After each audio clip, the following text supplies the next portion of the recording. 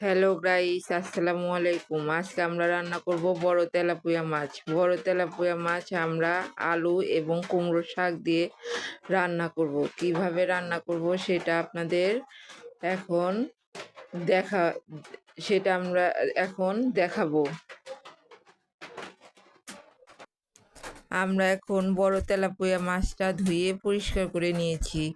পরিষ্কার করে আমরা এখন মশলা দিয়ে দেব। প্রথমে দিয়েছি লাল মরিচের গুঁড়ো, তারপর দেব হলুদের গুঁড়ো, তারপর দেব সজের গুঁড়ো পরিমাণ মতো, তারপর দিয়ে দেব মরিচের গুঁড়ো তারপর দিয়ে দেব লবণ লবণ লবণ দিয়ে আমরা ভালোভাবে মেখে নেব। ভালোভাবে এটা মেখে নিতে হবে। মাছটা আমরা সব মশলা দিয়ে ভালোভাবে মেখে নিয়েছি। মেখে নেওয়ার পরে আমরা এখন ভাজি করব। আমরা এখন কি কি দিয়ে রান্না করব সেটা দেখাবো। প্রথমে নিয়েছি আলু, তারপর নিয়েছি কুমড়োর শাক ধুয়ে নিয়েছি। তারপর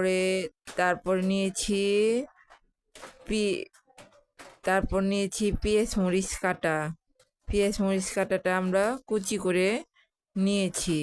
তারপর নিয়েছি সজের গুঁড়ো, তারপর নিয়েছি লাল মরিচের গুঁড়ো, তারপর নিয়েছি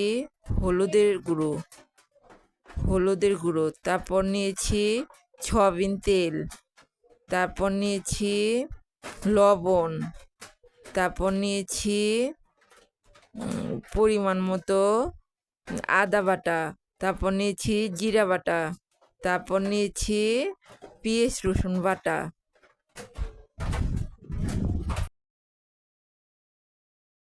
আমরা এখন চুলোতে ফ্রাই প্যান নিয়েছি। ফ্রাই প্যানে পরিমাণ মতো তেল দিয়েছি। তেল দিয়ে আমরা মাছগুলো ফ্রাই প্যানে দিয়ে দিলাম। দিয়ে আমরা ভাজি করে নিলাম। আমরা এখন চুলাতে কড়াই বসিয়ে নিয়েছি।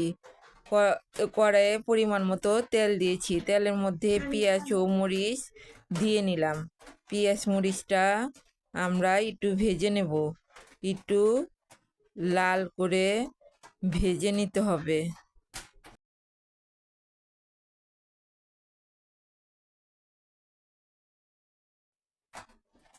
তারপর আমরা কড়াইয়ে পরিমাণ মতো পানি দিয়ে দিলাম। পানি দেওয়ার পরে আমরা এখন মশলা দিয়ে দেব। প্রথমে দিয়ে দিলাম পরিমাণ মতো লবণ, তারপরে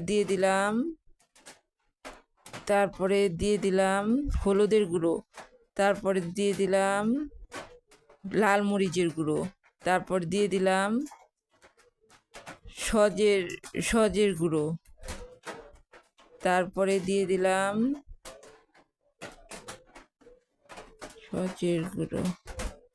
তারপরে পরিমাণ মতো আদা বাটা, তারপর দিয়ে দিলাম পেঁয়াজ রসুন বাটা, তারপরে দিয়ে দিলাম জিরা বাটা পরিমাণ মতো দিয়ে আমি নাড়াচাড়া করে নেব। নাড়াচাড়া করে মশলাটা আমি এখন কষাবো।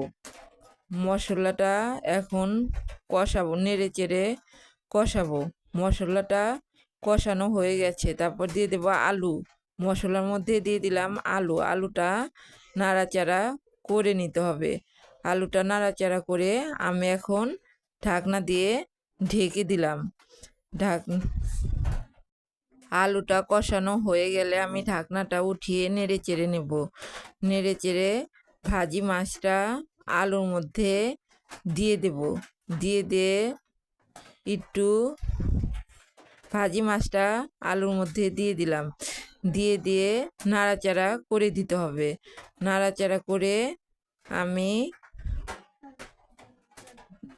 নাড়াচাড়া করে দিয়ে তারপর আমি কুমড়োর শাকটা মাছের মধ্যে অ্যাড করে দিলাম।